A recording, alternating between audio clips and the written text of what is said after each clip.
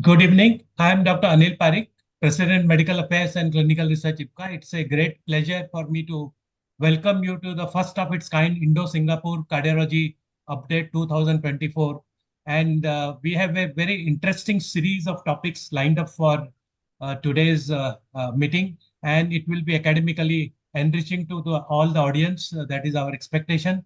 And to have this meeting, we have President of Cardiological Society of India, Professor Rath, and also from the President of Singapore Cardiac Society, Dr. David Fu.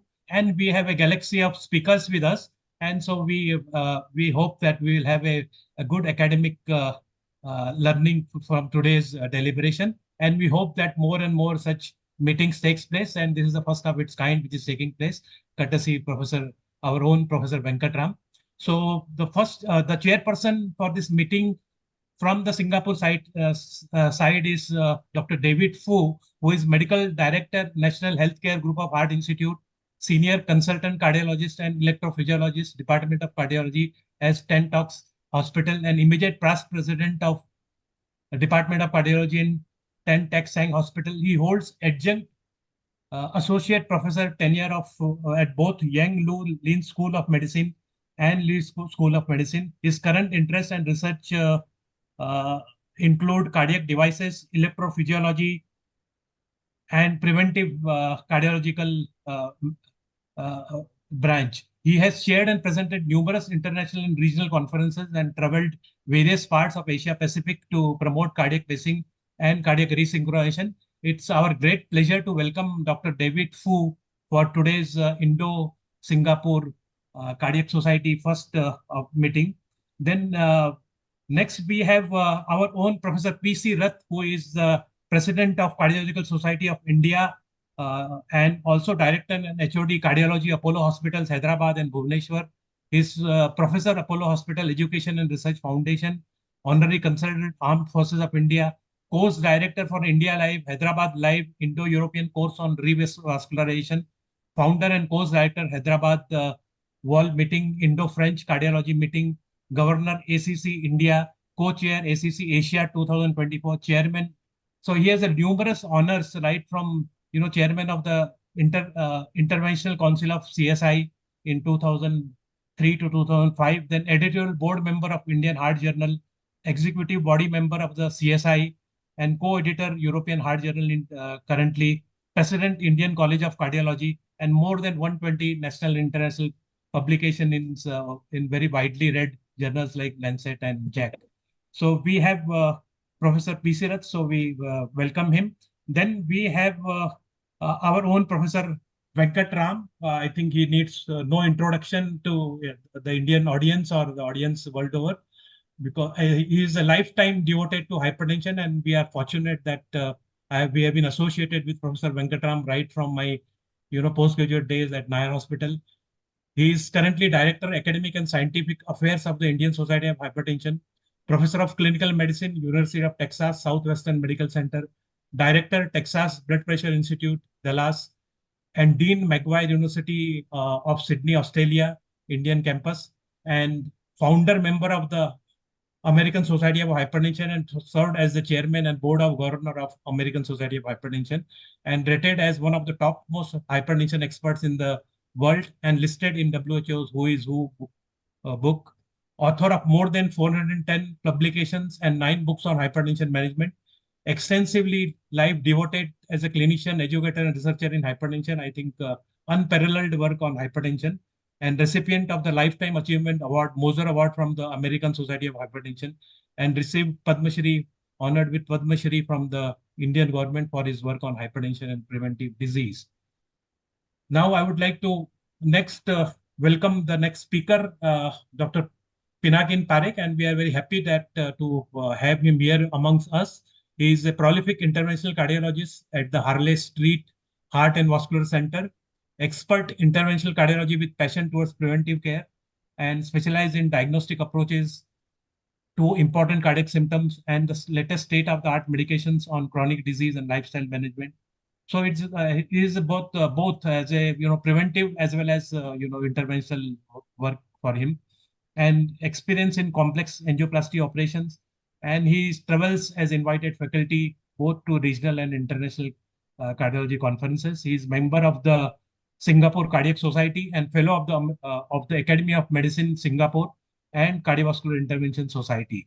So welcome to Dr. Pinakin Parekh, and he will be one of the today's speakers. Next, we have Dr. Samir Dani. We all know Sir Dr. Samir Dani, who is a prolific interventional cardiologist at Apollo CBRF Heart Institute, Ahmedabad, and Director, Department of Cardiology, Apollo Hospital, Bhat, Gandhinagar, President CSI of Gujarat State Chapter, Honorary Cardiologist to His Excellency, the Governor of Gujarat, and founder CBHF, Cardiovascular Healthcare Foundation, recipient of the prestigious Har Gobind Fellowship in the year 1995, honored with the Glory of Gujarat Award by His Excellency Governor of Gujarat, honored with Dr. B.C. Roy Award, and more than 175 publications in various. So today he will be speaking on preventive efforts in for heart failure. Next we have Dr. C.K. Ponde, who is well known to us because he's a well-known works at the well-known PD Hinduja Hospital and Medical Research Center at Mumbai. He has completed his post-graduation in medicine from Shivaji University with the top honors. He has delivered lectures, a very sought-after speaker at various cardiology conferences, and whenever we request him at IPCA, he always obliges us with his speak and with his speakership, and he is very sought-after speaker. He had the privilege to be selected as referee for articles in cardiology for JAPI Journal of Association of Physicians of India. He is fellow in interventional cardiology, Rotary International Ambassador Scholar, fellowship in electrophysiology from Brisbane, Australia, and he will be again speaking to us on a renewed interest in beta blockers.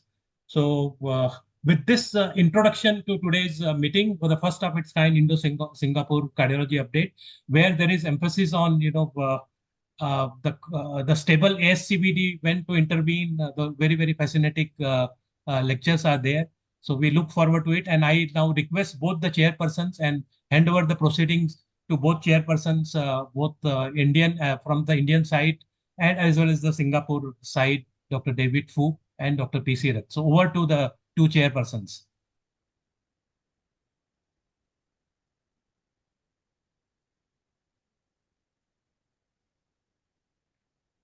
Hi, good evening, everyone. I'm Dr. David Fu. I'm the current president of the Singapore Cardiac Society. It gives me great pleasure to participate in the Indo-Singapore Cardiology Update. I also like to thank Dr. P.C. Rath for the kind invitation for myself and also for Dr. Pinakin to participate in this evening's session as well. Thank you very much. Good evening and welcome you all for this first Indo-Singapore Cardiology Update 2024. I think I must thank IPCA Laboratory to organize such a beautiful scientific program. And it's my pleasure to introduce the first topic. The first topic is will be delivered by Dr. Pinakin Parekh. He has already been introduced. He's going to speak on, in patients with stable coronary artery disease, when to consider surgical or interventional treatment over and beyond the optical medical regimen. As you all know, after the CORES trial, we showed that there is no extra mortality benefit with interventions. There is big question mark on the role of interventions in chronic coronary artery disease. And however, after the CORES trial came out, a lot of meta-analysis, we showed that patients who underwent avascularization, they had lower rate of CV mortality and MI, and the trend was better appreciated as the follow-up duration increased. Now, recently, European Society of Cardiology has come out with the recommendation of when the CC, coronary CC patients, chronic coronary artery disease patients, when intervention is going to benefit. I think Dr. Parekh will illustrate very clearly which are the group of patients where interventions, either surgery or PCI, is going to benefit. And this is a very contemporary and controversial subject. I think Dr. Parekh will explain, will do justice to this topic. The other topic, very important topic, is Dr. David, who is going to speak. He is going to speak on, is screening for atrial fibrillation still relevant?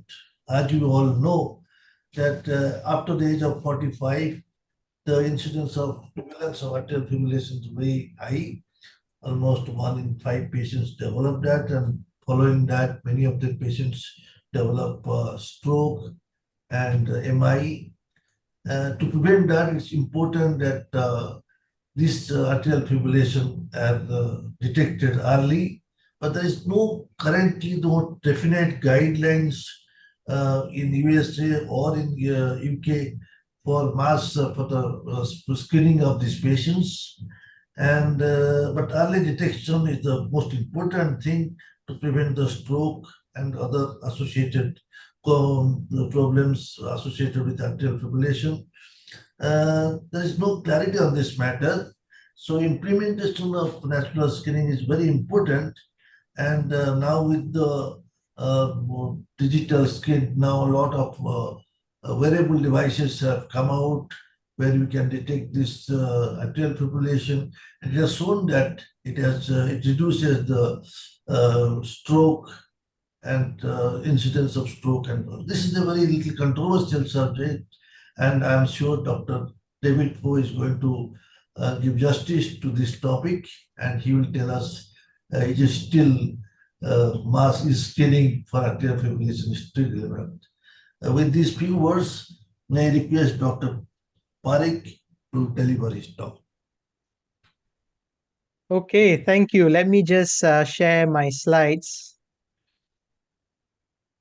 Dr. PC Rath, you were so accurate in your description of what I was about to say. You've summarized my talk in just 2 lines.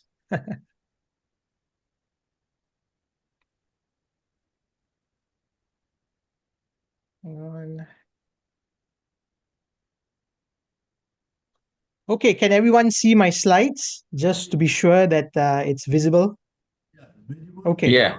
Thank you. Hi, everyone. My name is Dr. Pinaki, and I'm a cardiologist from Singapore. I do general and interventional cardiology. It's a great privilege to be here. When Dr. Anil Parekh introduced all the speakers and panelists, I feel like they're giants before me, but I'll still try to do justice to this talk. So actually, my talk in essence is when you have stable ischemic heart disease, apart from your optimal medical therapy, when do you consider sending them to the lab for added benefit of revascularization? Because medical therapy is very good, but some patients do benefit. So we know in acute coronary syndromes, like cases like this is one of my patients, STEMI, ST elevation, prompt revascularization is important for cardiovascular mortality and morbidity. The data is very clear, and that's why we have primary PCI centers sprouting up all over the world, including in many parts of India. But when it comes to chronic coronary syndromes, another example of a patient of mine who's got flow down the LAD, but there's a lesion there. He has minimal symptoms. What are the options? What do you do? And that's the basis of today's talk. Do you revascularize or do you don't?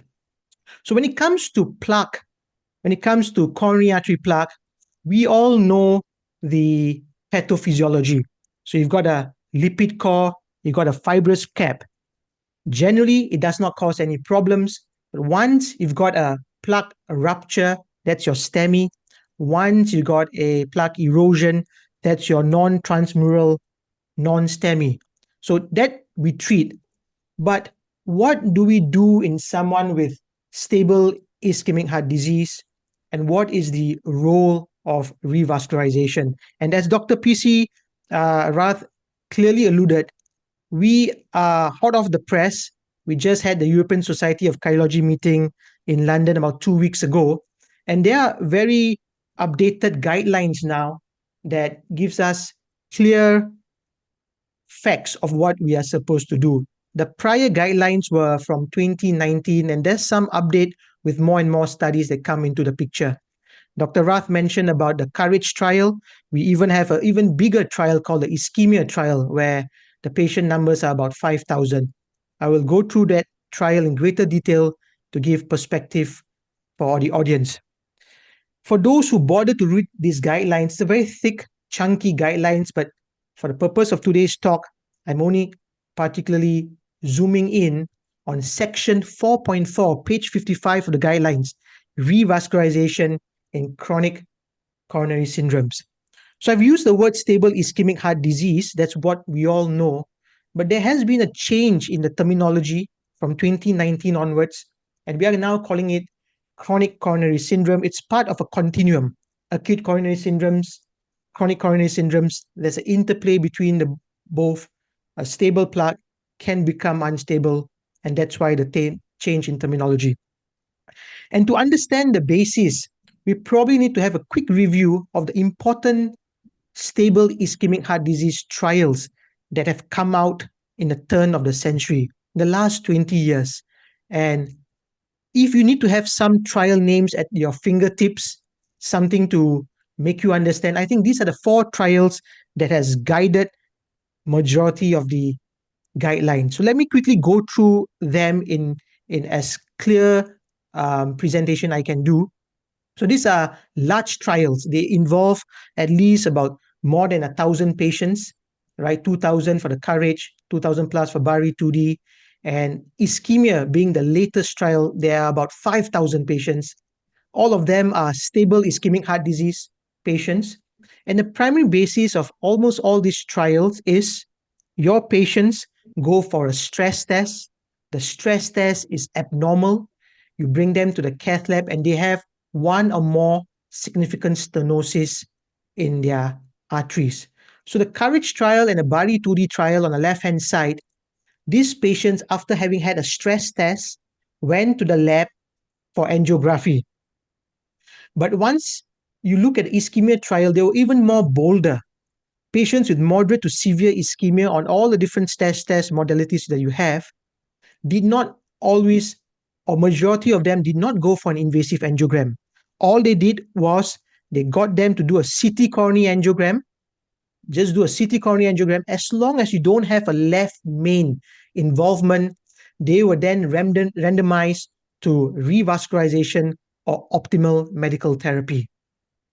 And once it comes to FAME2 trial, I'll go through this in greater detail, how you assess someone for functional assessment of the coronary artery. They did not have a stress test. They had an invasive assessment called the pressure wire guidance. I'll go through that in a while.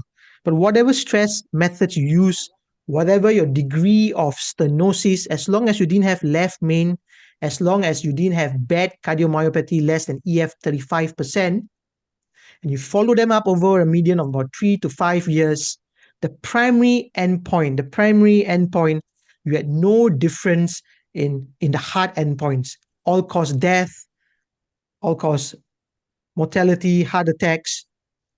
Of course, you had improvement in outcomes of angina relief if you performed PCI, but once we talk about hard endpoints, there was nothing significant. But there was some change in the hard endpoints when you do pressure wire assessment of the FAME study. There was some change of the hard endpoints. I'll go through that in a while. What was exactly the endpoint over there? So FAME2 and ischemia. So what FAME2 did is, we all know about the stress test, stress ECG, echocardiogram, nuclear perfusion test. But what this study did was we introduced a pressure wire. This is a wire with sensors across a blockage. And this then measures the pressure differences, the delta between before and after the lesion. And they used the cutoff of a ratio drop of more than 20%. So they use a cutoff of less than 0.80 to decide whether optimal medical therapy in these patients versus a physiology-driven intervention, was there any benefits? like just now, I mentioned there was no difference in the total, there was difference in the total composite endpoints, which was all-cause death, heart attack, and urgent revascularization. Looks very good. But if you go down to the data, you go down to the individual data points, death was no difference, myocardial no difference, myocardial infarction. But the primary difference was reduction in the need for urgent revascularization. So if you had an abnormal FFR in a stable ischemic heart disease patient, if you intervene on them now, you had a reduction in the need for urgent revascularization at a later setting, be it in an acute coronary syndrome or be it for someone with new onset worsening sudden chest pain. So that's pressure-driven analysis. Let me just dwell on ischemia trial. So this was a large study. Patients with bad ischemia on the stress test were undergone a CT coronary angiogram. The CT coronary angiogram, as long as they did not have a left main lesion, as long as their EF was more than 35, they were randomized between an invasive strategy and a conservative strategy. And again, primary endpoints, composite endpoints were studied. For this initial study, the median follow-up was 3.2 years. So let me just talk about the initial study, and later there's some extended data that I have. So when it comes to the initial endpoints, composite endpoints at about the 3-year mark, there were no real difference between conservative and invasive strategy. And even the individual components, death, cardiovascular death, and myocardial infarction, no real difference. But if you notice very carefully, somewhere around the 3-year, 4-year mark, there seems to be a divergence when it comes to cardiovascular mortality for such patients. And then now I show you the 7-year data for this ischemia trial. The 7-year data, the 8-year, 7-year, 8-year data shows rate being invasive, cardiovascular death, there is a statistically significant difference. The hazard ratio is at 0.78, not crossing 1. But on the flip side, you improve cardiovascular death in such patients, but non-cardiovascular deaths in the rate intervention groups increase, and that's statistically significant. And then when you just put overall deaths, there's no real difference. It's a zero-sum effort. You have one trade-off for the other. And there are various reasons why non-cardiovascular deaths also increase, be it antiplatelet therapy, bleeding, and whatnot. So the general rule, just to summarize, the general rule in stable IHD for non-left main and no bad cardiomyopathy patients is there's no real rush to revascularize asymptomatic patients. Medical therapy is the first thing that you start. And you need to be really aggressive in your medical therapy. Your LDL targets, your diabetes, hypertension, and cessation of smoking. LDL, frequently I'm targeting a value of 1.4 millimoles or 55 milligrams per deciliter. We also know for patients with symptoms, if you do revascularization to help reduce symptoms after having had so many anti-anginals which don't work, it will help with the quality of life of the patient. As an interventionalist, I also know that if you bring patients to the lab and you perform pressure wire assessment and you guide your interventions using pressure wire, you help with one particular aspect is to reduce the need for urgent revascularization in future. And then extrapolating for patients with significant cardiovascular lesions, there's some benefit in revascularizing them to reduce cardiovascular deaths. So let me just go to one table from the guideline. The guidelines are very long, but if I can just bring you to table 14 of the guidelines, I think everyone should read this. So you need to re-stratify your patient and determine how high a risk they have for adverse events. So you go by clinical, you look at the age, look at the ECG, look at the angina threshold, see whether they have high risk features like diabetes and poor EF and CKD.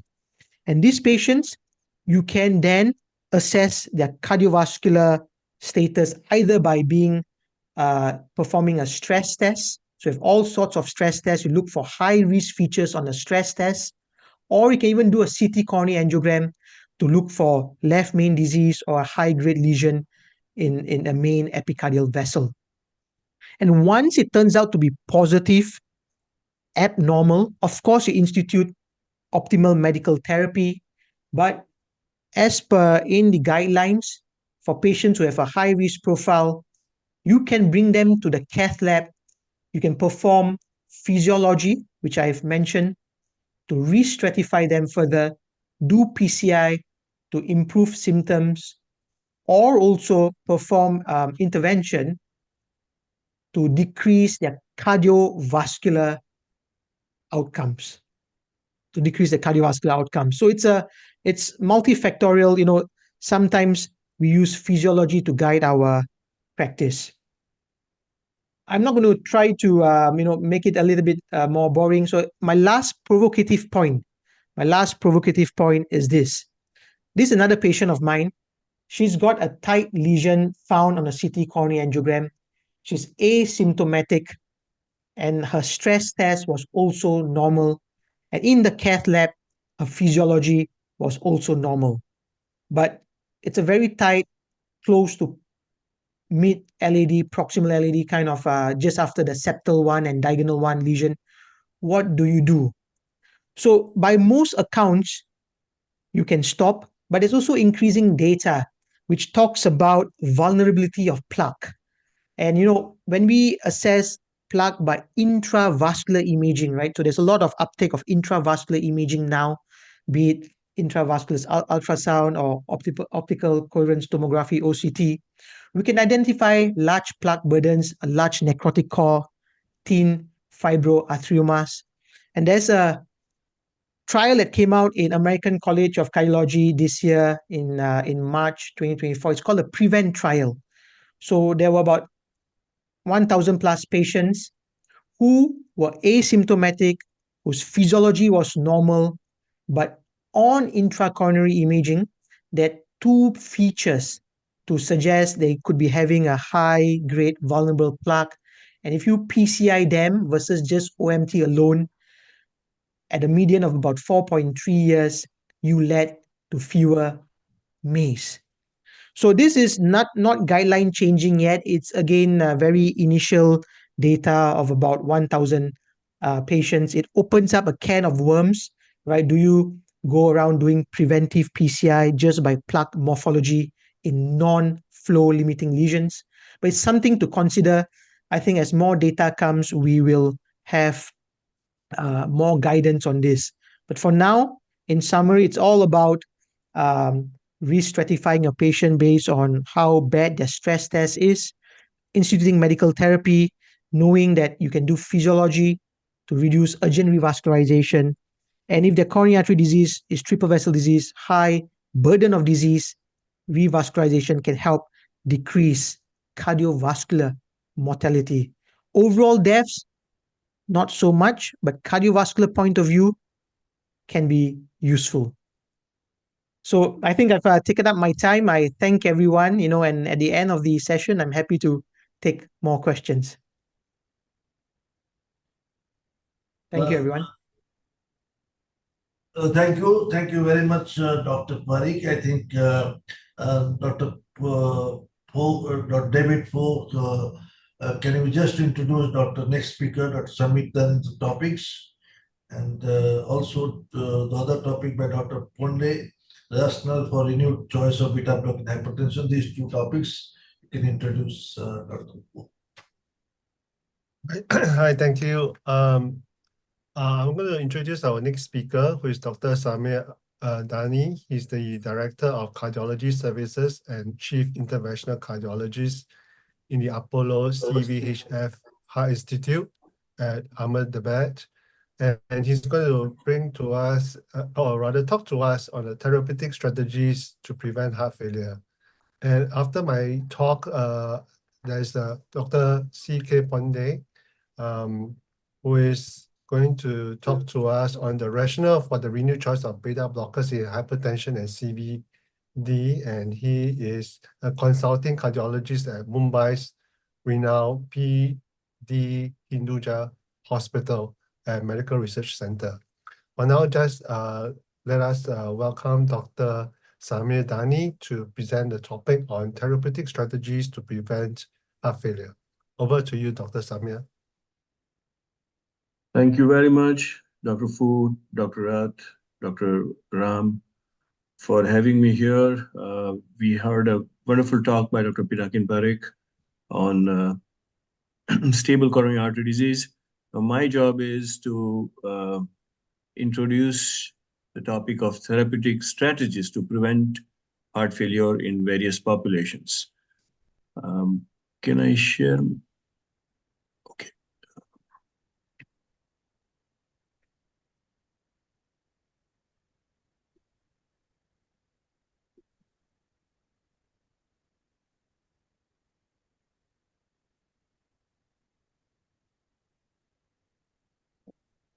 My slides are visible? Yeah. So what are the risk factors or what are the diseases that can lead to heart failure? This is just a list of few. It is by no means complete.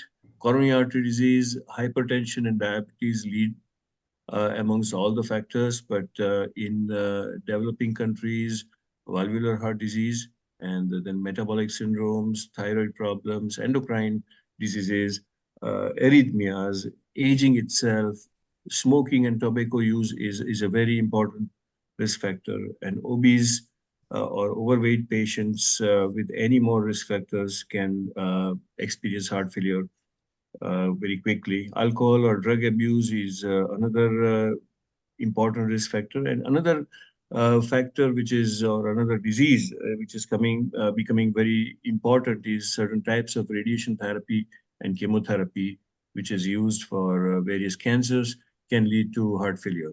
So traditional heart failure risk factors are hypertension, diabetes, obesity, and tobacco use with coronary artery disease and valvular heart disease, while non-traditional heart failure risk factors are hypertensive disorders of pregnancy, breast cancer, chronic lung diseases, and even COVID-19 has been identified as an important heart failure risk factor.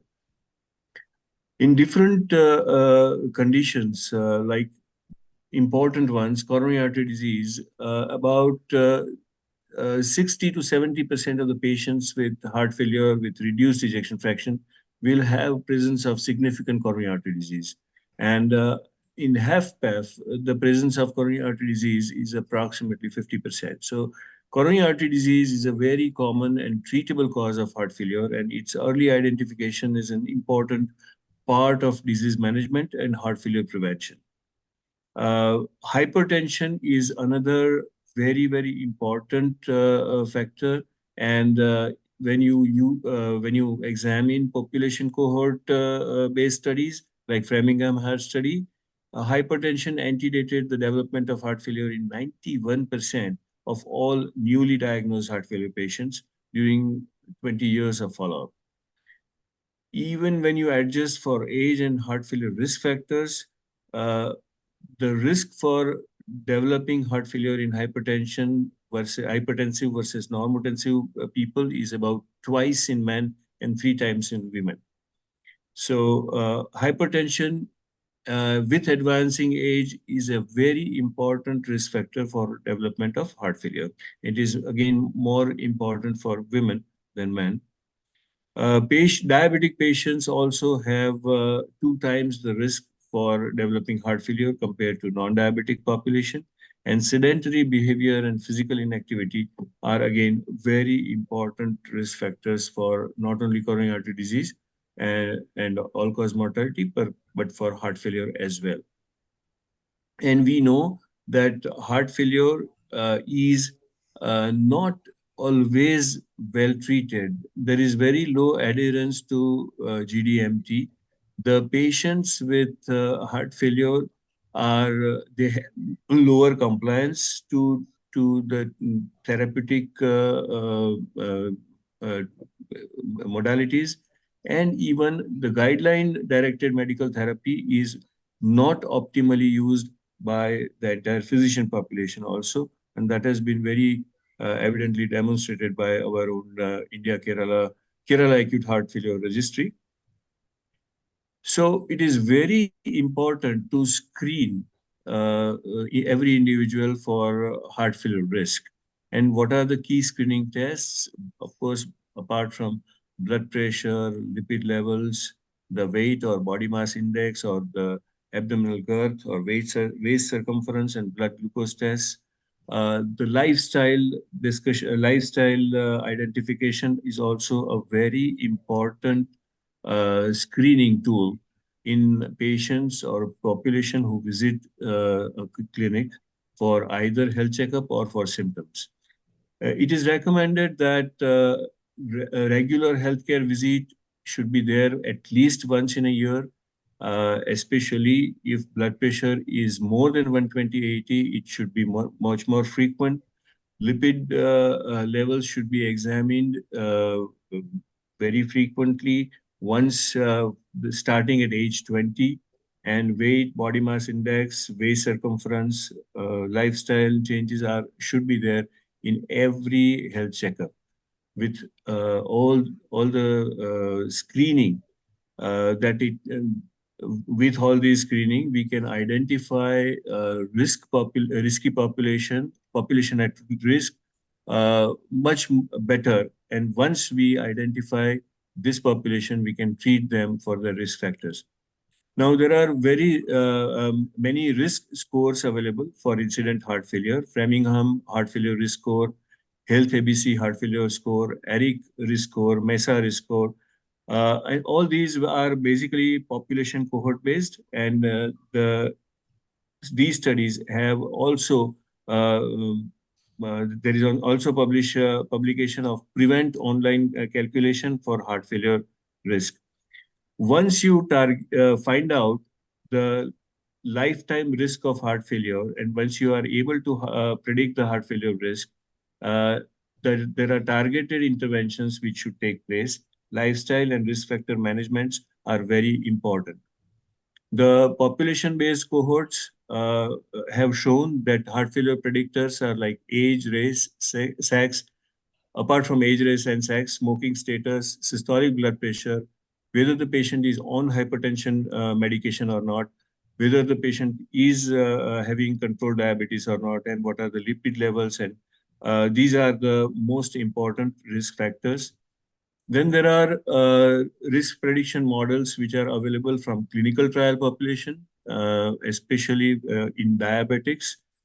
Accord, Severtimi, and Q Research have shown us that. And similarly, chronic kidney disease, chronic liver disease, chronic inflammatory disease, and presence or absence of chemotherapy and radiation therapy also leads us to heart failure risk identification. What are the risk prevention strategy? One is risk-based prevention of heart failure. You treat the risk factors, you identify the stages of heart failure, optimize the cardiovascular health, prevent the coronary artery disease, prevent structural changes, prevent heart failure symptoms. Once you identify that there is heart failure risk, you prevent further cardiac remodeling once the heart failure is evident or established, and then control symptoms, prevent hospitalization, and prevent mortality. But beyond that, we need to refocus on the primary prevention of heart failure by identifying the risk factors early and treating or preventing the risk factors from development. So targeting the risk factors in such a way that we prevent the development of heart failure risk factors is very crucial. What are the therapies to prevent heart failure?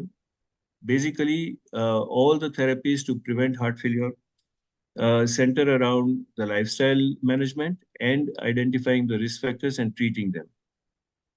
So healthy diet, increase exercise or regular exercise, or leisure activity, mind-body training, educating the patients about the diet, increasing use of plant-based diet, low sodium, high potassium diet with proper amount of micronutrients, antioxidants, and inorganic nitrates. These are important awareness issues. With that, treatment of hypertension, diabetes, and dyslipidemia, as well as sleep disorders. These are important issues which should be treated to prevent the heart failure.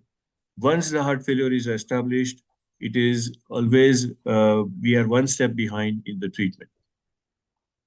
Anti-hyperglycemic therapies have been used for long in anti-hyperglycemic therapy have been used for long in diabetic patients, and we know that metformin and SGLT2 inhibitors are they have a very beneficial effect on preventing heart failure, and they are recommended by the guidelines.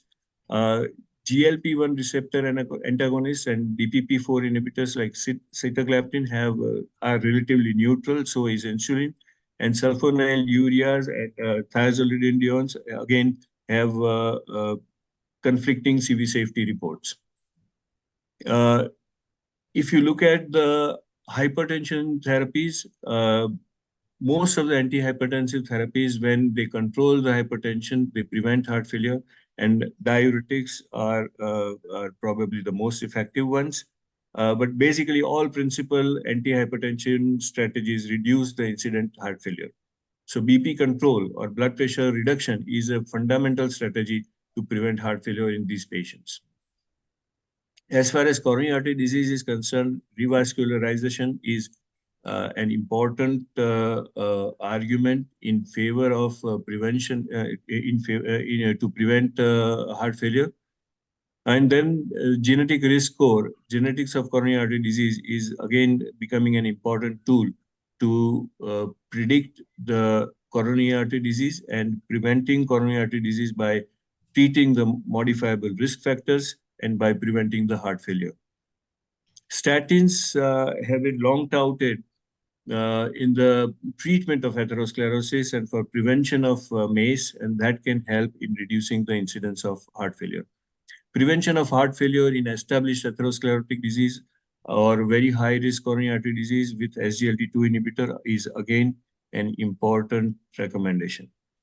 What do the guidelines say? The ACC-AHA 2022 heart failure guidelines say that those patients who are at risk for heart failure, that is stage A, for primary prevention, in patients with hypertension, blood pressure should be controlled in accordance with GDMT. For hypertension to prevent symptomatic heart failure. Similarly, type 2 diabetes and others established CVD or those patients who have diabetes and are at high CV risk, SGLT2 inhibitors should be used to prevent heart failure. In general population, healthy lifestyle habits like regular physical activity, maintaining normal weight, healthy dietary patterns, and avoidance of smoking and tobacco and alcohol use are again important. In those patients who are at high risk for developing heart failure, BNP screening is an important tool that has been recommended now with class 2A, level of evidence is B, and it can be useful to prevent or monitor the development of LV dysfunction or new onset heart failure. In general population, validated multivariable risk scores can be used in generalized health checkups to estimate subsequent risk of incident heart failure. ESC 21 guidelines also suggest that treatment of hypertension is very important to prevent or delay the onset of heart failure and to prevent hospitalizations due to heart failure. Statins are recommended in those patients who are at high risk of CV disease or who are having CV disease in order to prevent or delay the onset of heart failure.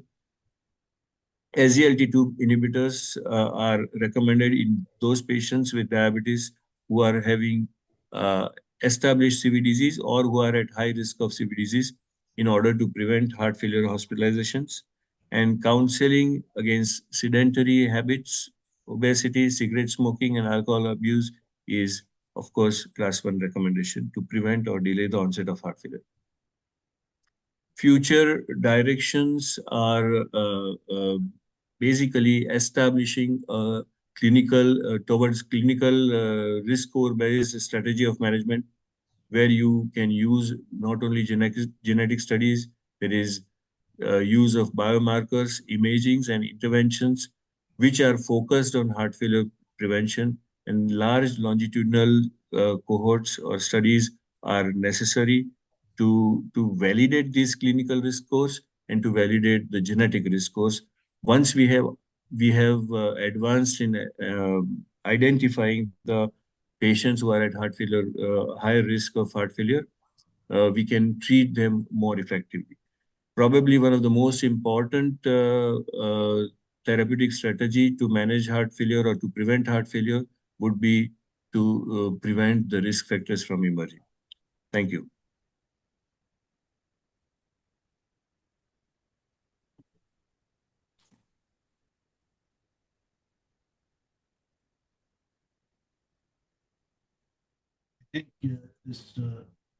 Amit, thank you very much for a nice lecture. I think we should go ahead for the next lecture by Dr. David Poe. Is screening for atrial fibrillation still relevant? David Poe. Thank you for the kind introduction. Yes.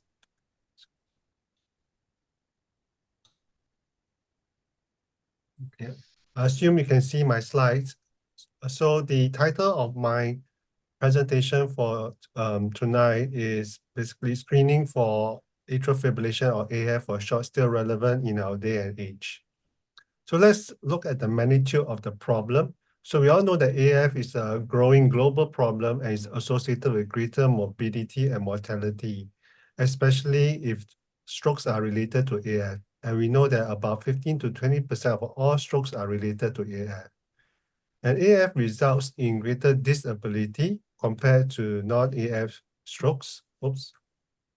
A higher mortality and stroke recurrence rate, and high stroke risk for older patients, and especially for those with prior stroke or TIA.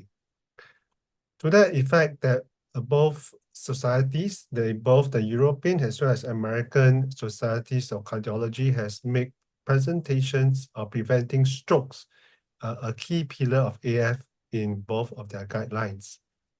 So let's look at the rationale and the different strategies for screening for AF in order to try to prevent stroke.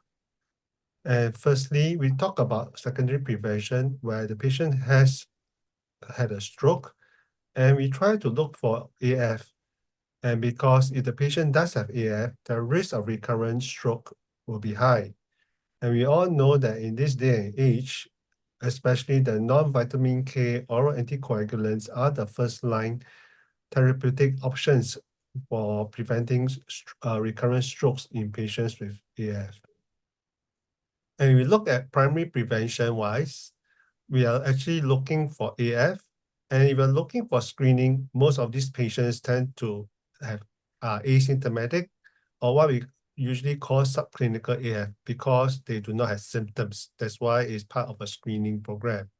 Now, the key is whether these patients will have no symptoms, and if we detect AF via whatever strategies, would that actually prevent stroke with the non-vitamin K anticoagulants, which is the class 1 indication for their use. So essentially, whom to screen, what are the different kinds of methods of screening, and should we initiate any treatment, if any, and what are the outcomes of intervention, which we shall briefly look into this evening. Let's start for secondary prevention wise. We all know almost 10 years ago, there's this study called the Crystal AF study where 440 patients who had prior cryptogenic stroke or TIA, they were randomized to standard of care or implanted with a cardiac monitor or what we usually call a loop recorder. The AF is defined as more than 30 seconds, which is picked up by the loop recorder or monitor. And the primary endpoint is essentially the AF detection at 6 months. And secondary endpoints are AF detection at 12 months, the duration, correlation with symptoms, and what do the physicians actually do about it. As you can see on the right upper panel of this slide, for patients in a 6-month period, you can see that AF is detected at a higher prevalence or incidence compared to patients who are in the standard of care group. And likewise, in the 12 months as well as 36 months or 3 years at the bottom right, you can find that the longer you monitor for AF, the more that you can actually find. So the European recommendations for screening for AF after a stroke essentially says that in selected stroke patients without previously known AF, additional ECG monitoring using long-term non-invasive ECG monitors or insertable cardiac monitors should be considered to detect AF in the hope of preventing a recurrent stroke if the index AF was due to a stroke, and this is a class 2A indication. Likewise, however, in initiation of oral anticoagulation in these patients without documented AF is not recommended due to the lack of efficacy in preventing ischemic stroke and thromboembolism, and it is proven in several of the clinical trials. Now let's look at primary prevention, which is the bulk of the patients or even the population out in the community. What do we have for this group of patients?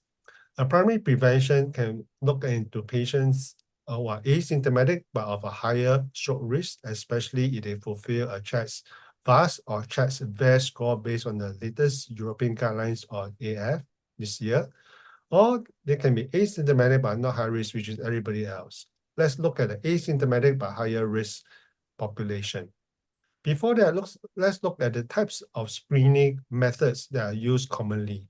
They can be used with an ECG patch from certain proprietary vendors or an insertable cardiac monitor, like what the Crystal AF did with an implantable loop recorder. Or we can do a handheld ECG monitoring frequently twice a day for certain duration in the hope of catching atrial fibrillation. Let's look at some of these clinical trials that have looked into these. One of the earlier publication is this REVEAL AF study, which recruited more than 50 centers in US, Europe, more than 300 patients with no known AF, but they're high risk for AF with a CHEST score of more than 3 at a point of time. The mean age was slightly more than 70 years old. And subclinical AF was then defined by anything that's more than 6 minutes. And almost 60% of these patients were given oral anticoagulant if they were diagnosed with subclinical AF. Again, as you see from the right upper panel, the longer you monitor or look for AF, the more AF you will find. And it is common in high-risk individuals. However, there were no data on the outcomes, in particular stroke or thromboembolism, in preventing the first stroke from using of oral anticoagulation in this population. The most more contemporary recent trials, which were two, as shown on this slide, looks at systematic screening for AF. The first on the left is called the Stop trial, which was published in 2021 in the Lancet. Essentially, the screen population of 75 to 76 years old in 2 counties in Sweden. They were asked to, or rather invited to hold a handheld ECG and transmit twice daily ECG for 2 weeks. As you can see, the duration of trial is almost 7 years, with a primary outcome of composite ischemic stroke, hemorrhagic stroke, systemic embolism, major bleeding, and all-cause death. Now, as you can see down here on the slide, that about 21% of these patients who were in the screening or systemic screening arm, 21% of these patients were detected with AF, and on the control arm, it's about 20%. Actually, there's no real difference. Again, you look at the percentage of oral anticoagulant use, there's not much difference as well. Bearing in mind, this is almost a 7-year trial. And more importantly, the primary outcome, in particularly the stroke and systemic embolism, the incidence rates are not too far away from each other. So that actually raises the question that do we actually benefit from systematic screening for atrial fibrillation in the general population? A similar trial called the Loop study was actually published in the same edition of Lancet. Now, in this study, 70 to 90-year-old patients without AF with 1 risk factor for stroke, so at least a CHEST VAS of 2. They were either randomized to an implantable loop recorder or standard of care. And the trial lasted almost 5.5 years. And the primary outcome was time to first stroke or systemic embolism. And the outcomes and the result of this trial were quite similar to stroke, which is the previous mentioned trial. The primary outcome was 0.88 versus 1.09, again over nearly 5.5 years. And the stroke and systemic embolism was also very similar as well. Again, calls into the question whether it is useful and cost beneficial to initiate systemic screening just to look for atrial fibrillation in these asymptomatic patients. Putting them in a meta-analysis, combining these two trials plus another two called rehearse AF or screen AF, essentially comes to the conclusion that prolonged AF screening may be associated with stroke reduction, but the results are still underpowered to actually give a meaningful recommendation. Now, this year at the ESC 2024 in London, this study was presented in one of the hotline sessions called Gut AF, maybe closer to the heart for the primary care physicians or family doctors. The objective of Gut AF was to determine whether screening for AF reduces stroke and provides net clinical benefit compared with usual care. The total number of patients were almost 12,000, and the adults, or rather the inclusion criteria were adults more than 17 years old from 150 primary care practices in the US, and they did not receive any anticoagulant on enrollment. And they were randomized to one-to-one screening using a 14-day continuous ECG patch or a usual care. As you can see on this right upper panel, that patients who have continuous screening, again, no surprises, the incidence of AF was higher, was 5% in the screening group and 3.3% in the usual care group. And the initiation of oral anticoagulation after randomization was 4% in the screening and 2.8% in the usual care. But the primary endpoints were very similar. Compared to controls, patients selected for AF screening had similar rates of stroke and bleeding as well. So again, calls into the question whether screening for AF is truly beneficial, even if the patients have an elevated risk for stroke. The conclusion for Gut AF is one-time screening for AF using a 14-day patch-based continuous ECG monitor in these individuals more than 70 years old did not actually reduce rates of bleeding or stroke compared to standard of care. So let's look at the in thing, which is the consumer-driven kind of monitoring for AF. Just a quick word that for I'm not sure about India, but in Singapore, we have lots of patients or even healthy population wearing smartwatches or different kind of wearables to detect abnormal heart rhythm. And most of these wearables use photoplethysmography to detect any heart rhythm disorders or ECG as well for that matter. But just a quick summary for these recommendations that there were no clear outcome benefits, in particular stroke or systemic embolism from AF detected by these wearables in terms of primary prevention.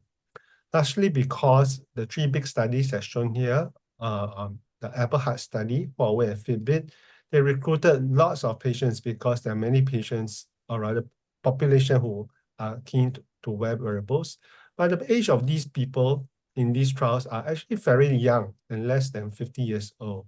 And the percent of alert for AF is extremely low because we're dealing with a very young age group wearing wearables, and contact with a primary care provider is even smaller than the usual care.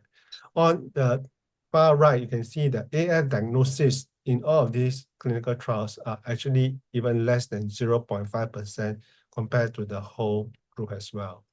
So just in summary, out of 28 studies which are published in either digital or innovative kind of journals, in addition to cardiology journals, the recommendation is that confirmation with an ECG, a 12-lead multiple or single lead, is still recommended to establish a diagnosis of clinical AF for risk stratification and treatment.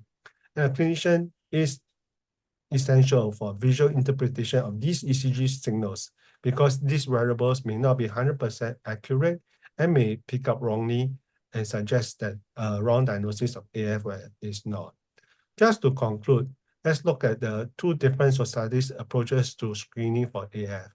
In the US Preventive Services Task Force recommendation, it is actually recommended, or rather not recommended in the conclusion that the current evidence is insufficient to assess the balance of benefits and harms of screening for AF. That is after looking at multiple systematic review in the literature. I like the recent ESC update guidelines in AF about screening for AF. So essentially, the patients are informed about the implications of AF detection, and we look at if the patient have had a thromboembolic event, particularly stroke, and patients, if these stroke are of unknown sources, screening for AF will be initiated after index events, whether be it an invasive or non-invasive kind of monitoring, and it is class 1 recommendation. However, if we are thinking about how to catch AF, we look at the age group, which is more than 65 years, or some risk factors for thromboembolism.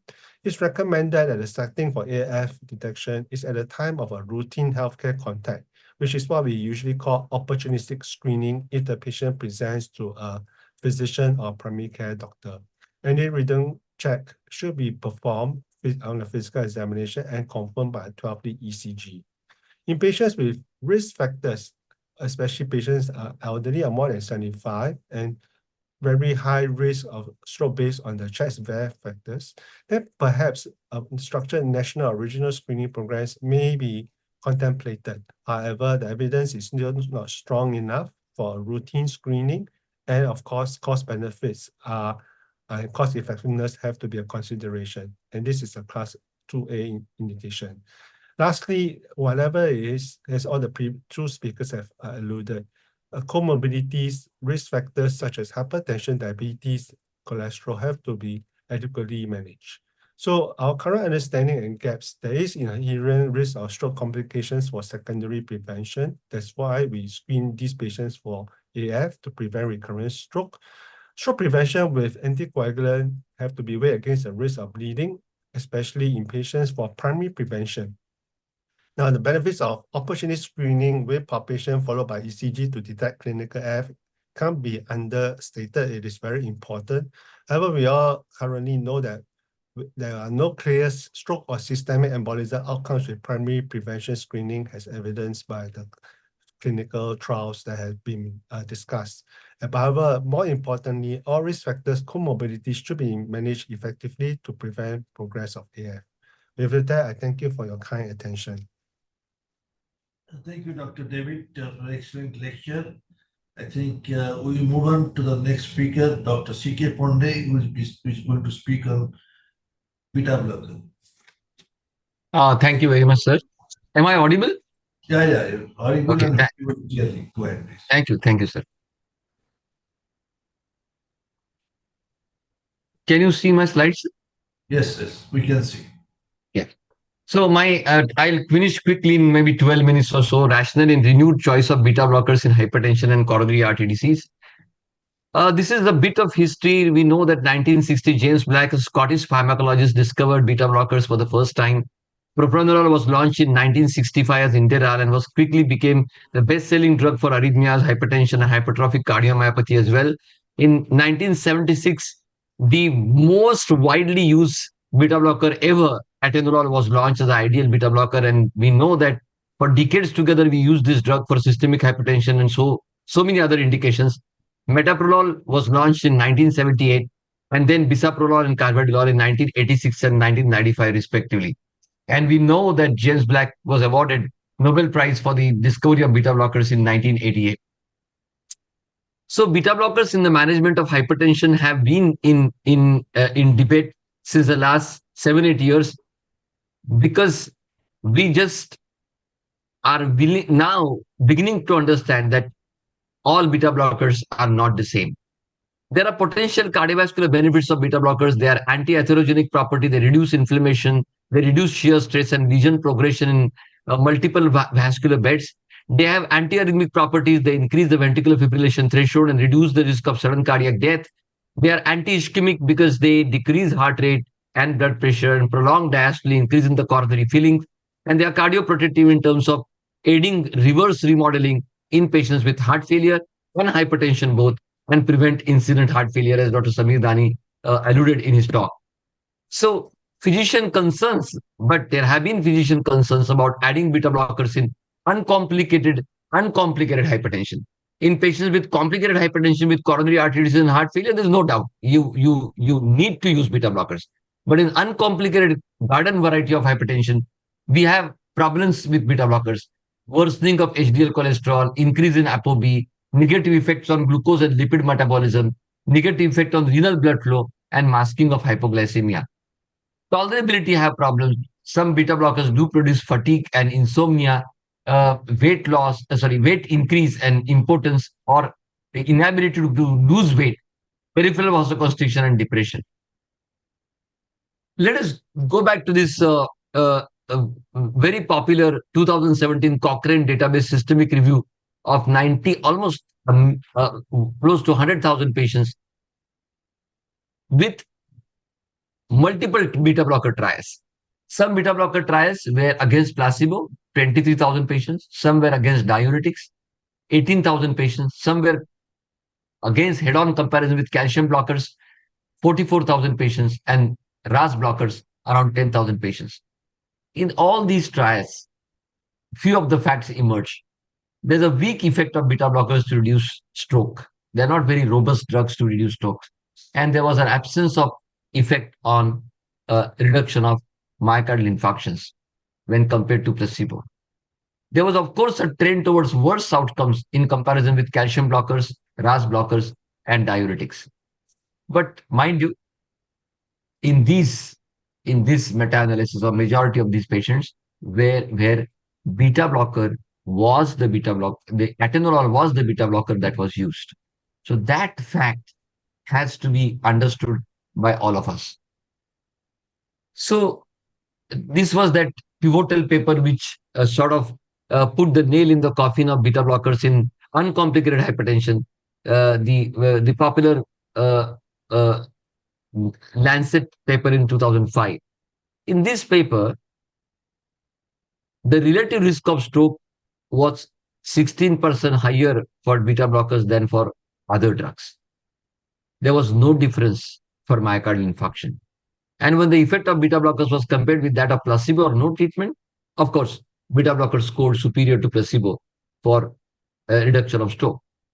But there was no difference again in myocardial infarction or mortality. And therefore, they said that beta blockers should not be used primarily in patients with uncomplicated hypertension. The ASCOT BPLA trial and the LIFE trial, we know when they compared atenolol thiazide on one side versus amlodipine perindopril, and amlodipine perindopril fared superior to atenolol thiazide combination, and in LIFE, losartan fared better than atenolol in reduction of stroke, fatal and non-fatal. So then another meta-analysis was Shripal Bangalore, again very popular meta-analysis. I will not go into details of this. And 94,000 patients with hypertension treated with beta blockers and the risk of new onset of diabetes. And here again, the new onset of diabetes occurred with beta blockers in a 22% increase manner.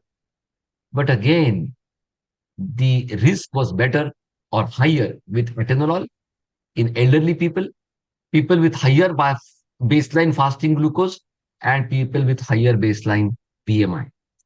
So beta blockers resulted in a 15% increased risk of stroke with no benefit at the endpoint of death and myocardial infarction. Again, one more bad news for beta blockers. But again, mind you, the bad effects of beta blockers belong to older beta blockers, and particularly atenolol. If you compare carvedilol with other beta blockers, carvedilol actually increases insulin sensitivity and is neutral for lipid profile. Nebivolol exerts neutral or beneficial effects on insulin sensitivity and lipid metabolism in hypertensive patients owing to its nitric oxide donating properties, and therefore could be a favorable therapeutic option in treatment of hypertension patients with impaired glucose tolerance and dyslipidemia. So data kept on appearing favoring newer beta blockers like carvedilol, nebivolol, metoprolol, and bisoprolol. Yes, how can I forget bisoprolol?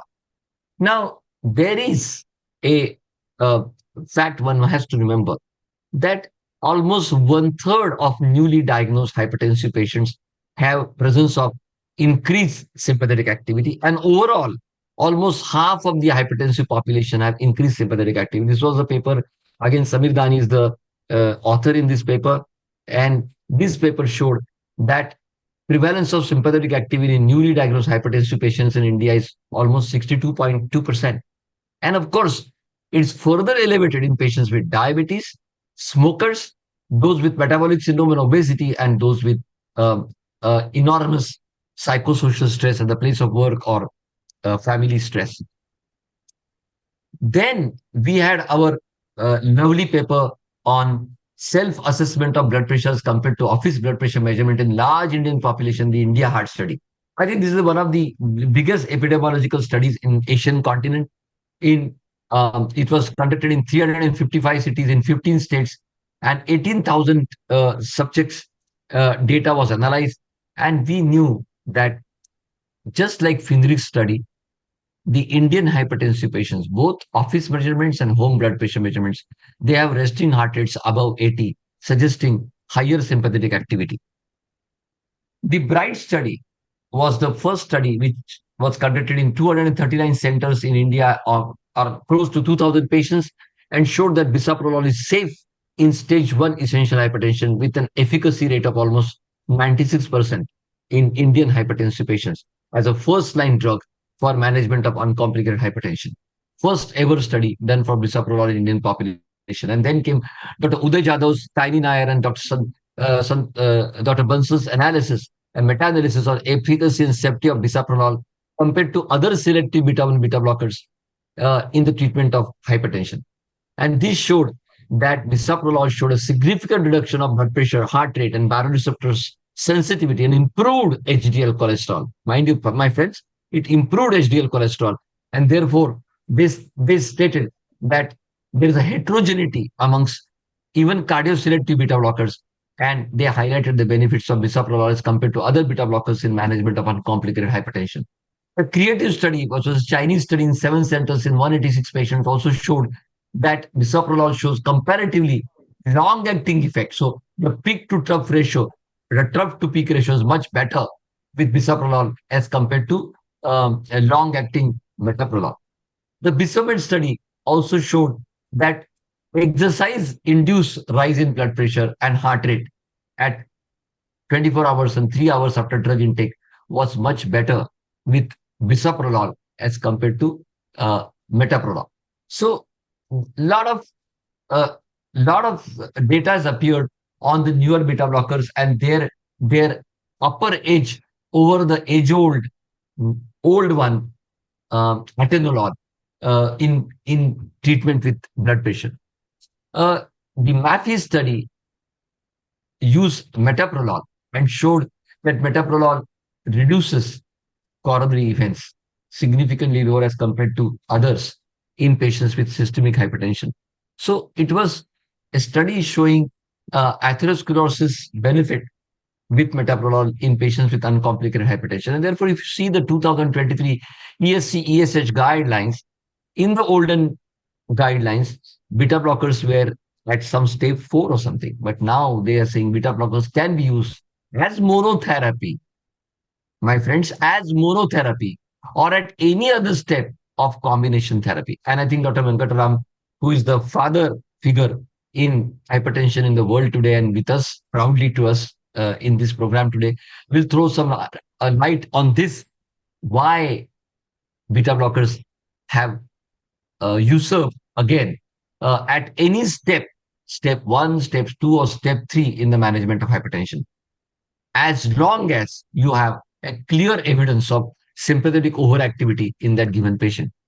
Now, what about coronary artery disease? In coronary artery disease, we know that this is the CAS registry data, 25,000 patients followed for 15 years, that if you have rates less than 70 versus those more than 70 and more than 90, there's a steep increase in mortality.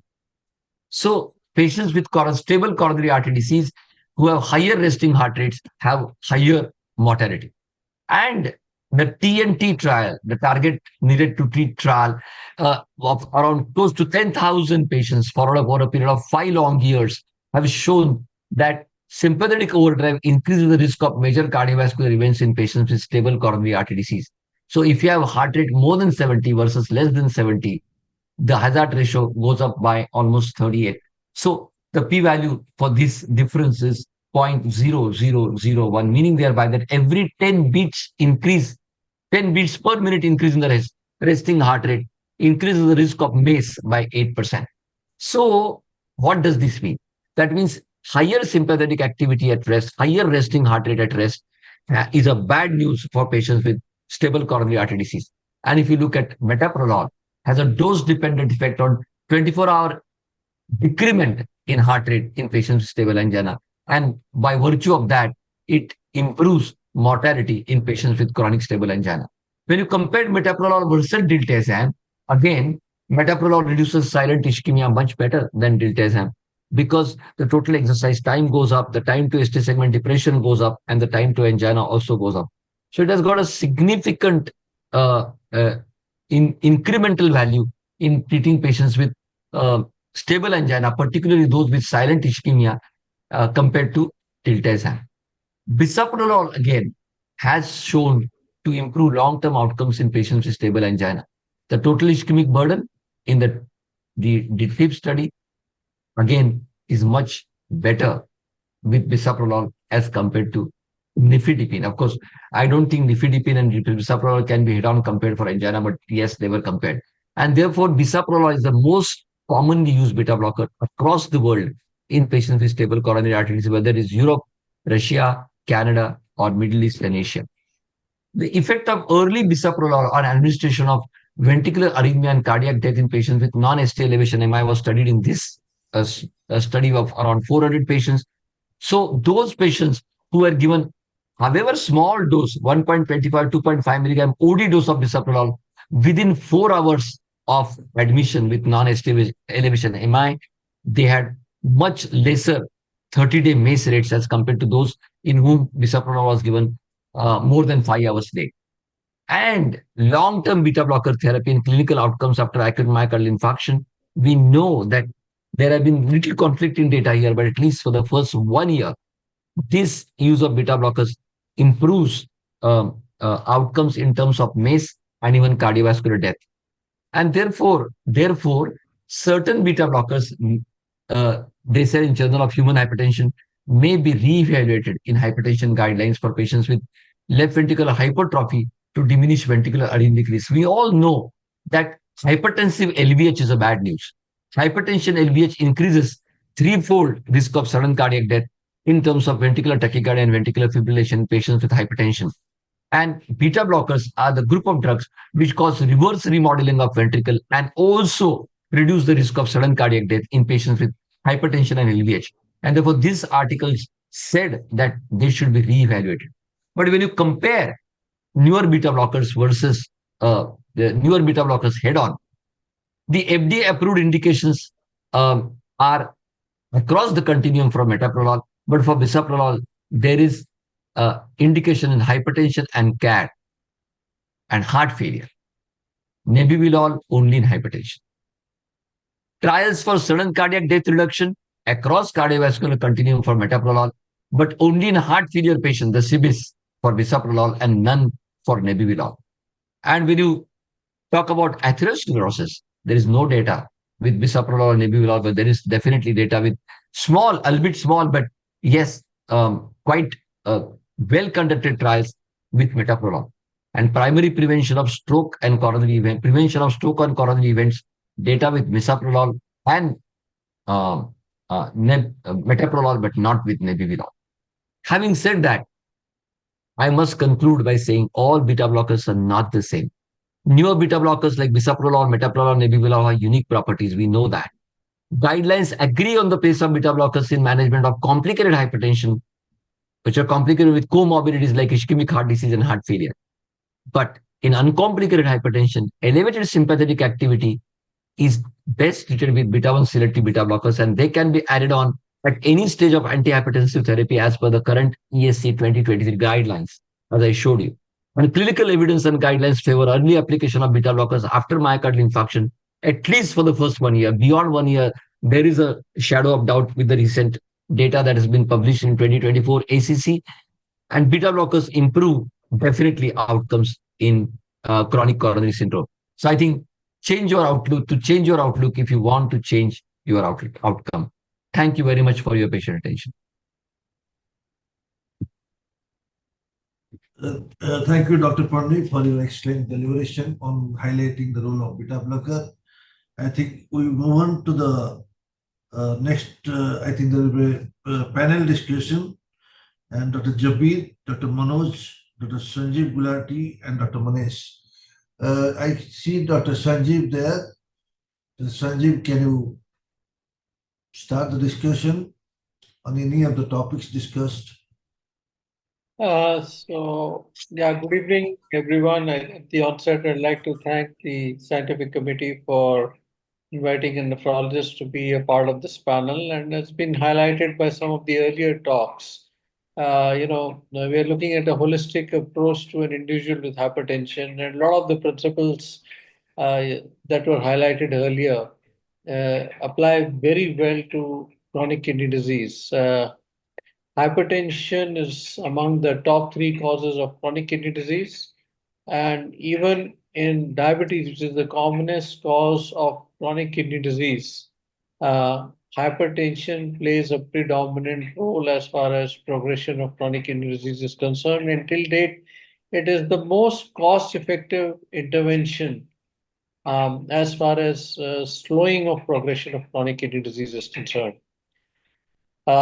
Patients with CKD, as you know, we cross manage, cross share. A lot of these patients have one of the most difficult to treat hypertension, and studies have shown that they are average on 3 to 4 antihypertensive agents, and certainly beta blockers, have been and continue to be a part of the management of hypertension and chronic kidney disease at different stages. But once you reach stage 5 chronic kidney disease, that is patients on dialysis, the DOPS trial has conclusively shown that the beta blockers should be the drug of choice because they are one of the few drugs that reduce mortality in this very difficult to treat patient population. As far as the choice of antihypertensive agents is concerned, it's broadly similar, except for the fact that as nephrologists, we tend to underuse diuretics and probably more often try combinations which tend to have antiproteinuric effects, namely using newer calcium channel blockers as opposed to amlodipine, and so they move up the ladder, and beta blockers are certainly a very important part of our therapeutic armamentarium at all stages of chronic kidney disease. 1/3 of our patients have heart failure, or have subclinical heart failure, and it increases to about 60% once they progress to stage 5 chronic kidney disease. So once again, beta blockers, continue to be a very important part of our therapeutic armamentarium. Thank you, Professor C.V.S. Ram. Yeah.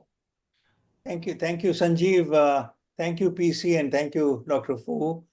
Then there are 3 more panelists who will comment also briefly. We do have time for discussion. I see a number of questions on the chat box. Next will be a comment from Dr. Abdul Kutti, who is a very senior cardiologist in India and does a lot of academic work in clinical cardiology, cardiovascular research, and also publications, a number of publications. In addition, he is also our expert on medical ethics, which is very important, not only for practice of medicine, but also for clinical research. So he's in charge of ethics committee at his hospital and in his district, and also for the Cardiological Society of India. So he brings the dimension of academic clinical cardiology, clinical research, ethics and practice of medicine and research. So Jabir, can you make brief comments on the talks, and then I will introduce the other 2 panelists. Thank you, Jabir. sir. Thank you, sir, for the nice introduction. Look, the first topic was the chronic coronary syndrome, which is always a problem for us. How to treat it and or where to place revascularization in chronic coronary syndrome in the post-ischemia trial phase. Is it the anatomical burden of the disease? Is it the ischemic burden of the disease? Or is it the symptom burden, or which is going to drive the need for revascularization? Of course, the anatomy, a special anatomy, for example, a left main disease, no doubt he should die. Significant left main disease should go for revascularization. Then it is ischemic burden versus anatomical burden and the symptom burden. So finally, the ischemia trial came to a conclusion that, as well as a lot of discussion which came afterwards after the ischemia trial, which feels that a symptom burden is extremely important because PCI is going to improve the symptoms rather than improving the mortality. So it is the symptom burden and the ischemic burden which is going to drive the need for revascularization in chronic coronary syndrome. And regarding hypertension and beta blockers, I think beta blocker became an orphan for some time after the Lancet data, but now it is coming back with a vengeance. And cardiologists, 90%, more than 90% of our prescriptions contains beta blocker because of the coronary artery disease and the increase in the heart failure population coming up, where heart failure and reduced ejection fraction, mandatorily we have to use beta blocker. So hypertension, ESC has placed it in the correct position. At any time in the trajectory of the disease, beta blocker can enter as a single agent or as a combination. And subclinical AF, still there are a lot of issues. We do not know what is the correct screening method, because we may miss whatever is the screening method, we may miss atrial fibrillation. And what is the therapeutic strategy that we should decide after screening, especially another problem that is coming up is the device detected atrial fibrillation, what to do. So these are all evolving fields in atrial fibrillation, though we are very clear on what is the treatment of atrial fibrillation, we are absolutely clear. So I think these are the things that we discussed today, and these are my points of discussion. Jabir, thank you very much. Then I will have the next panelist also make a brief comment. By the way, very useful comments. Dr. Manoj Sivaramakrishnan, again, one of the senior most cardiologists in India. For a long time, he's been practicing interventional cardiology and preventive cardiology, and a lot of interventions he had to do in patients who failed medical treatment that was so nicely enunciated by Dr. Pinakin Parekh. So he both prevention as well as interventional cardiology. And in addition to his work at Shamias Daycare Hospital, he works at the hospital at Indian Institute of Technology, IIT, Chennai. I find that to be very, very fascinating, how he will be dealing with people at IIT, because the IIT is supposed to be very, very brainy, and not for people like me. It's for people who have brains who go to IIT. And I wonder how he deals with professors there, with the students there, etc. Dr. Rath is listening. Recently, PC, one of your friends, Subbu, Chibukula's brother, who is an entrepreneur, who is a childhood friend of mine. I used to play cricket with him on the street in Hyderabad. Subbu's brother donated $75 million to IIT Chennai last month, so that he's an alumni of IIT. So I thought you'll be interested to know. So let me ask Manoj to please comment on today's discussion. Manoj. Oh, thank you so much for those words of introduction, sir, Dr. Ram. And my gratitude to the CSI president, Professor Rath, as well, and also David Fu, from the president of Singapore Cardiac Society. It's been a delight to listen to all the major presentations and speakers, which I enjoyed continuously on the major topics of interest to the practicing physicians. So coming to the chronic coronary syndromes, we certainly know that there is a significant scope to optimize the medical treatment, in as most of the trials like the ischemia trial and also the courage trials has given importance to very optimal and complementary medical treatment.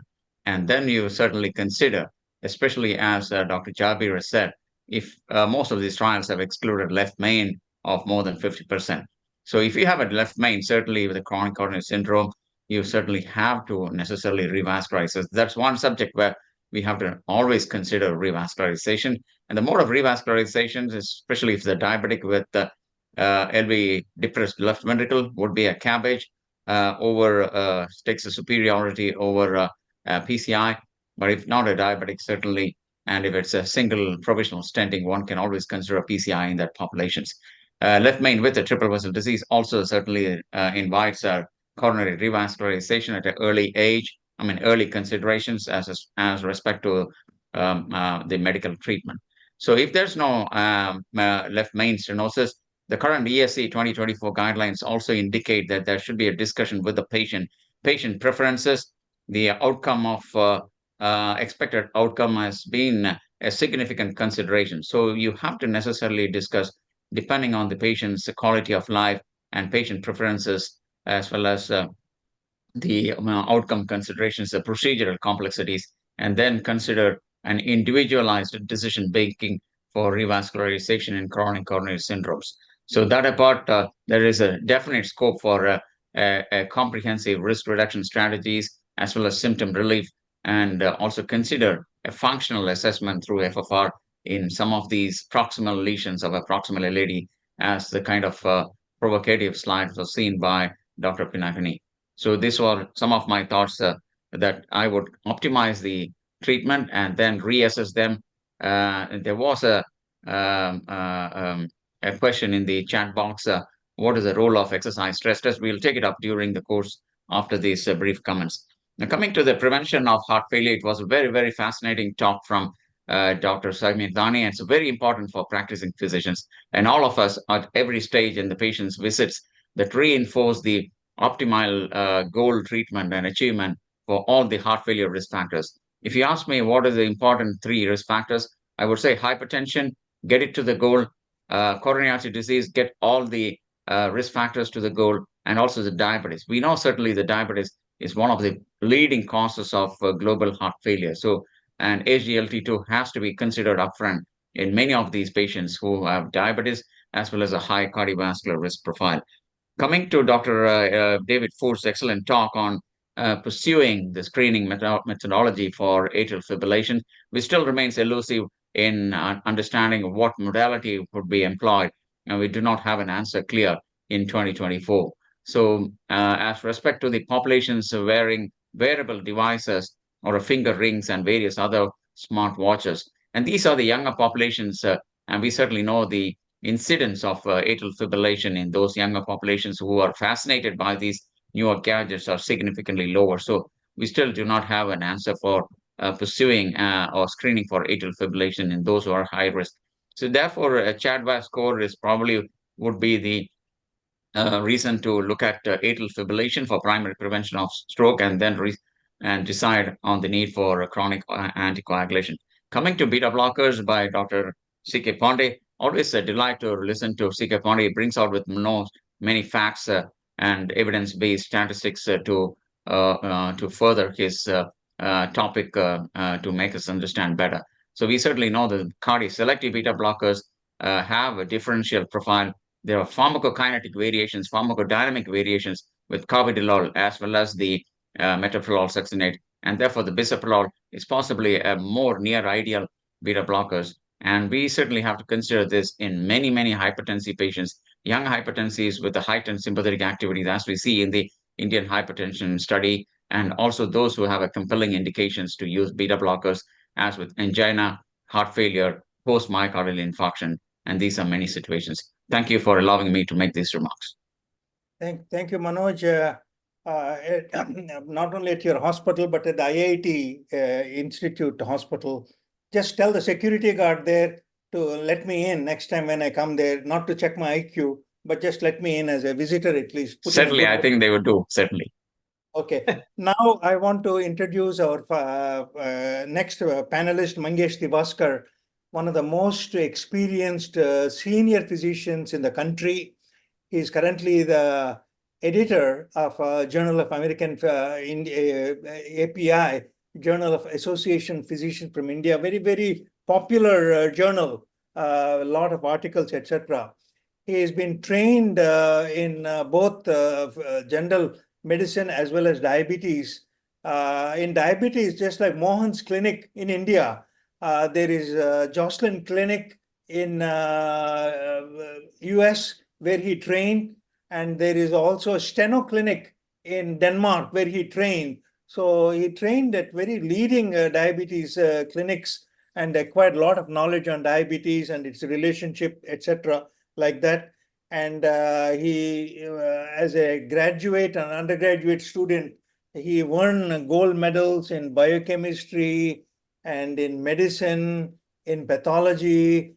He won a lot of gold medals. And I looked at the value of gold this morning. He's a rich man. He's a really rich man. If he converts his gold medals into cash, please give me a fraction of it. And then I would appreciate it, Mangesh. Yes. Please comment on the talks. And then I do ask the faculty to please stay because I'm looking at the chat box. Some very interesting questions, and we need to address them because they're awake and they're responding. Please, Mangesh. Thank you very much. Good evening, everybody, and good evening, listeners. Of course, Ram sir, my humble boss for those wonderful words of introduction. Coming from you is a compliment, honestly speaking. Makes me feel much happier. And of course, after listening to all these stalwarts, I don't have to have any specific comments except probably as I would proudly say that, especially I don't know about Singapore, but in India, as Professor Dr. Ram taught us or Dr. Ponde taught us, that beta blockers, even though they are getting beaten in the Western world, they still form a major drug of therapy, no matter it could be an uncontrolled hypertension or the compelling indications like maybe probably the heart failure on board, a coronary event on board, or even the arrhythmias and atrial fibrillation on board. The beta blockers were never away from the Indian practice at all. In fact, we kept on defending when the beta blockers were getting beating. I'm very proud to say that Dr. Ponde, Dr. Ram, they defended beta blockers in a significant way in multiple national and international platforms. As far as Dr. Dani's talk is concerned, I have a little difference of opinion as far as the neutrality on metformin and heart failure or insulin and heart failure is concerned. There are some increased signals. You should be a little careful when the patients are on with metformin or on the insulin therapies. So whenever there is a heart failure on board or diabetes or even now pre-diabetes is on board, rather than maybe probably waiting for or being reactive, you need to be a little more proactive as far as the initiation of the therapies with SGLT2 inhibitors. You need to start considering the GLP-1 receptor agonist early in your therapeutic practice. And Shekhar has beautifully shared that paper, which talked about the maybe probably atenolol as a villain. Same thing as Steve Neeson did in his paper, and we lost Rosiglate as well. But believe me, beta blockers are and will always be there in the Indian clinical practice of medicine. And I would hand it over to Ram sir for the discussions. Thank you, Mangesh. So there are some questions. What I'll do is I'm looking at it. I'll collate them so that there's no duplication. We'll go right away to the questions. Pinakin, there's a question. Yes, sir.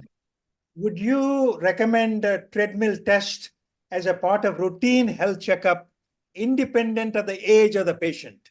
Pinakin. So routine independent of the age, not really, but I think the question had if they are high risk but asymptomatic, they're high risk, diabetic, long standing, Yes, high risk. kidney disease. So, these are suspicious patients, they might be harboring something. And if you just go by symptoms, there's this thing called ischemic conditioning. I've had patients with triple vessel disease. They are fine, no symptoms at all because of ischemic conditioning. Maybe the diabetic sensation changes the perception of pain.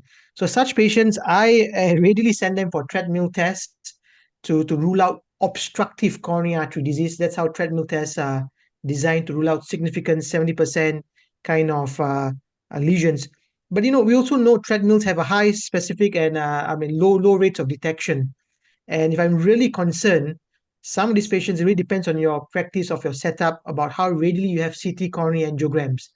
My practice has evolved. For high-risk patients, I'm frequently going for anatomical diagnosis to look at both obstructive disease and even early signals of coronary artery disease like high calcium score, non-obstructive diseases, which then allows me to further titrate their cardiovascular risk factors. Because for some people, seeing is believing. If they have high cholesterol, they don't want to do anything about it, but the calcium score comes back high, then I can say, hey, bye, listen, you have early signals of coronary artery disease. I think jolly well bring down your cardiovascular risk factors with medications if they are in denial. So treadmill, yes. I go even one step further. CT coronary angiogram sometimes. Okay, thank you, Pinakin. I don't know if Samir Dani is there. If he is there, there is a question on the chat box. Either you can read it or I will read it. If not, I'll ask David or PC Rath to comment. The level of physical activity in patients with heart failure, either with preserved or reduced ejection fraction, should it be the same? The level of physical activity. That is a question from Dr. Hamid. If Samir Dani is there, it's fine. If I'll ask, otherwise I'll ask PC Rath or David Fu to comment. PC? No, this is the question is with the preserved ejection fraction. Obviously, he should be encouraged to do the physical activities more. Reduced ejection fraction, obviously, clinically, it will be symptomatically, he'll not be able to do it. So I don't know exactly the questions, but the answer is obviously the patient with preserved ejection fraction, he should be encouraged to do physical activity as much as he can. That's the question, I think. Okay, there is David, you have any comment? If not, we'll go to the next question. David Fu. Hi, with regards to the physical exercise question, I'm not very sure what the intent of the question, but I think that for patients with HFpEF, I think they won't be able to exercise that much to actually generate hypertrophy, cardiac hypertrophy as compared to athletes kind of heart. I think that's what it is trying to say. But I think for these patients with heart failure, regardless of whether it's reduced or preserved ejection fraction, they will need some sort of exercise prescription to tailor to their needs and their ischemic, in their cardiac functioning. Okay, I think Samir is still not there, so I'll take the next question. Next means I'm looking at the questions about managing hypertension to prevent heart failure. He did say that management of hypertension has been shown to reduce heart failure. He has shown some studies, but 3 major trials that have looked at the use of diuretics as a component of antihypertensive therapy. One is ALLHAT, which has shown that diuretic-based therapy reduced heart failure much more than other compounds, mainly chlortalidone, and that is a landmark trial. The other trial that looked at heart failure and treatment of hypertension is HIVET trial, in the very elderly trial, where they have used diuretic as a component of antihypertensive therapy, and they have shown. And more recently, SPRINT trial. In fact, I heard just 24 hours ago, I heard SPRINT latest data from Dr. Bill Cushman, and which SPRINT also used chlortalidone as a component of antihypertensive therapy. And he showed long-term data yesterday, how heart failure reduction in the SPRINT has been shown to reduce the risk of dementia. So I think antihypertensive drug therapy in general is useful because blood pressure is important, but diuretic as a component of antihypertensive therapy appears to have some interesting results based upon these trials that I have just mentioned. Then the future atrial fibrillation screening devices. I think David has talked about so-called consumer devices for the detection of atrial fibrillation. But what is the future of some devices for the diagnosis of atrial fibrillation? David, you covered it. You might want to comment again. I think they're talking about Fitbit and Apple device. I think that's what they meant. Can you please comment again? I think basically we kind of group all these into wearables. So there are increasingly more and more wearables. There are wristwatches, wristbands, and so on and so forth. But usually these wearables are worn by the younger age group with actually a much lower risk of stroke. And actually, well, I'm sure they are available. Some of these are available in Singapore. I'm not sure whether they're available in India. The key is what to do with some of these wearables report if they come out as atrial fibrillation. I think the key is still needing a physician to actually validate, because some of these reports from the wearables actually could be actually signal dropouts, or could be some sort of other tachyarrhythmias that are not atrial fibrillation, such as premature atrial complexes. So it really depends on the algorithms of each of the wearables. I didn't have time to touch on the device-detected atrial fibrillation because that's actually a higher risk of stroke. And I think we recently know that there are two key clinical trials which look at the device detected atrial fibrillation. And it seems that the risk of stroke in these group of patients is much lower than clinical atrial fibrillation. And the risk of bleeding is higher if we want to initiate oral anticoagulation in this group of patients detected with AF in their devices. So I think the verdict is still out there. I think we're still learning as we go along. Okay, David, we're almost coming to the end. Ponde, are you there? Okay. It's a very common question, but actually there's no need. Now the cardioselective beta blockers, whether they can be used in patients with chronic obstructive pulmonary disease or asthma. Can you briefly, it always comes, but the answer is very straightforward. Can you do it, please? Yes, beta-1 selective beta blocker with highest beta-1 selectivity, just like bisoprolol, has very robust data. In fact, two of the studies which were of a duration of around 2.3 years, with almost 400 patients in both the studies, have actually shown to increase the FEV1 in patients who were put on bisoprolol for one reason or the other. One was in heart failure, and second trial was in patients with coronary artery disease. So I think beta-1 selective beta blocker with highest beta-1 selectivity, just like bisoprolol, can be very safely used in patients with chronic obstructive airway disease. Only question is those patients with chronic obstructive airway disease who are highly symptomatic and who have got episodes of CO2 retention needing hospitalization. This is only small subgroup in which they can be relatively contraindicated. Okay, thank you. We're almost coming. In the next 5 minutes, ladies and gentlemen, we'll conclude. There is one question that I will answer. Samir Dani is not there, about the diuretics and the effects related to diabetes. The conventional wisdom or lack of wisdom is that diuretics effects on lipids, diuretic effects on glucose tolerance, those have been put to rest now because the cardiovascular benefits overwhelm the negative metabolic effects. So it does not matter if there is an effect on glucose tolerance or lipids. It does not, we have to pay attention, but it does not matter because the cardiovascular benefits appear to supersede these metabolic effects, looks like. Now, beta blockers and heart failure, it has already been discussed. I think we are done to it. And coming to Dr. David Fu's talk, my comment is atrial fibrillation, which is asymptomatic. It is like thyroid, hypothyroidism, which is asymptomatic. In how much you screen, you will find hypothyroidism.